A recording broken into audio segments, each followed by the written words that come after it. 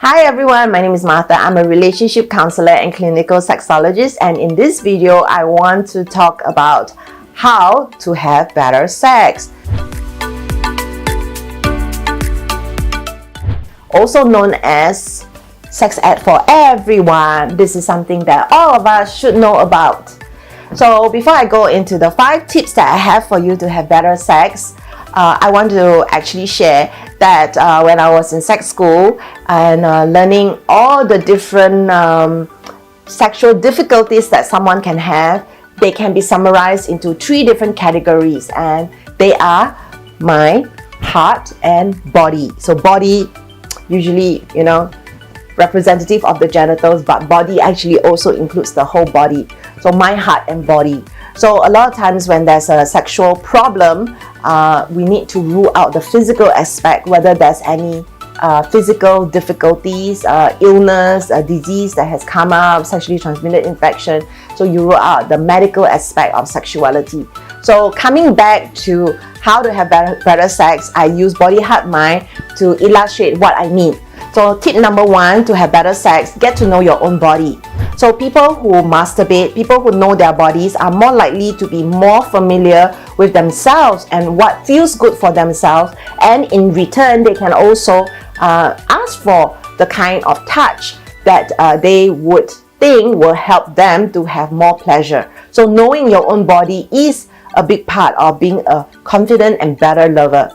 If you are able to experiment with your own body, for instance, through your masturbation, your ejaculation and your erection speed, and developing confidence, then you will be a better lover because you already rule out the aspect of the sexual difficulty. You are so confident and comfortable with yourself. So the first thing I would say is, when you want to be a confident lover, know your body very well, play with yourself, masturbate, experiment with yourself, not to the point of pain. A lot of people worry about masturbating too much, that they're addicted to it.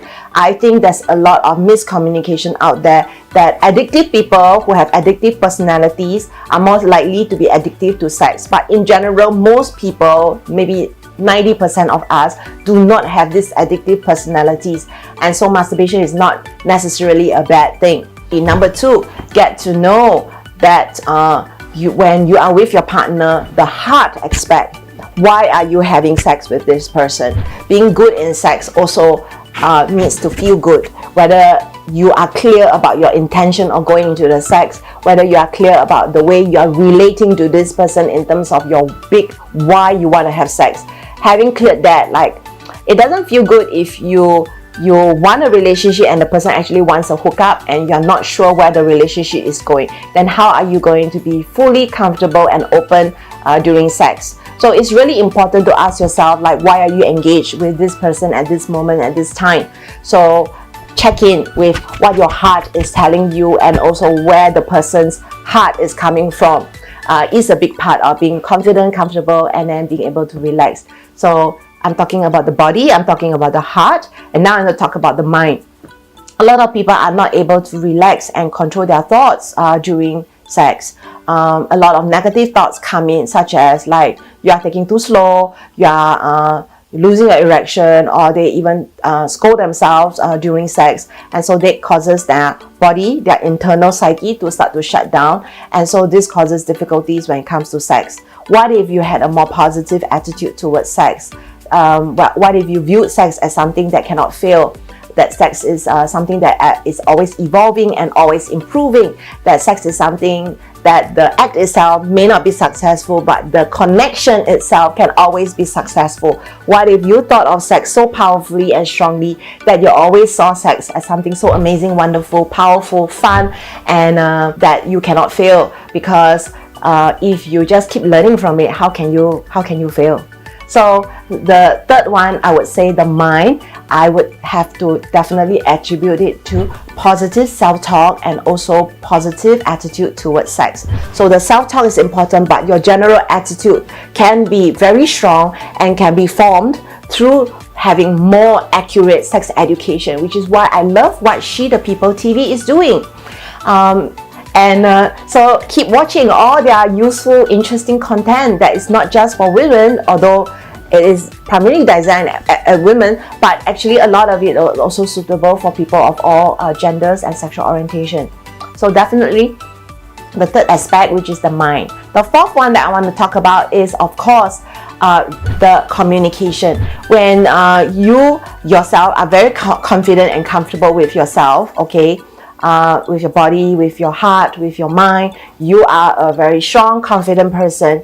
However, when it comes to sex, you do need to develop the communication skills so that you can articulate what you need, what you want, what you desire, so that you can actually be able to say stop, slow down, continue, so that you can actually create safety in the relationship. So it's really important to develop the same communication skills that you have developed through your work, through your studies, but then being able to transfer them in the context of the relationship. So practicing it helps, and this is where role playing with your friends can also be useful. The fifth one that I have for all of you when it comes to becoming a better lover is having an attitude of lifelong learning. It's great that you be comfortable with your body, that you see this as an evolutionary process, because our body does change.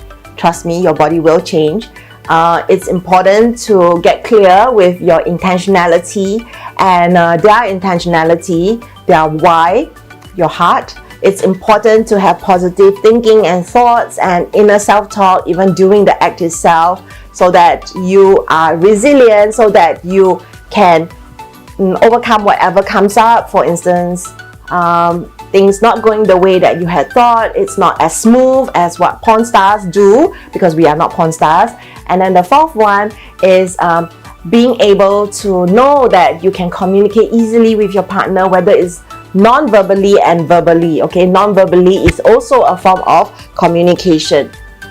And then the fifth one I just shared with you is to be kind to yourself, to know that we cannot know everything, and to keep learning when it comes to your sexuality and sexual techniques, sexual skills. So all these things, I feel, are the 5 things that will help you to be a much more confident and better lover, aka sex education for everyone. So I hope this video has been useful for you. Once again, this has been Martha. I'm a relationship counselor and clinical sexologist, and I am making this video for She the People TV. Subscribe to our YouTube channel and hit the bell icon so that you don't miss any videos by us.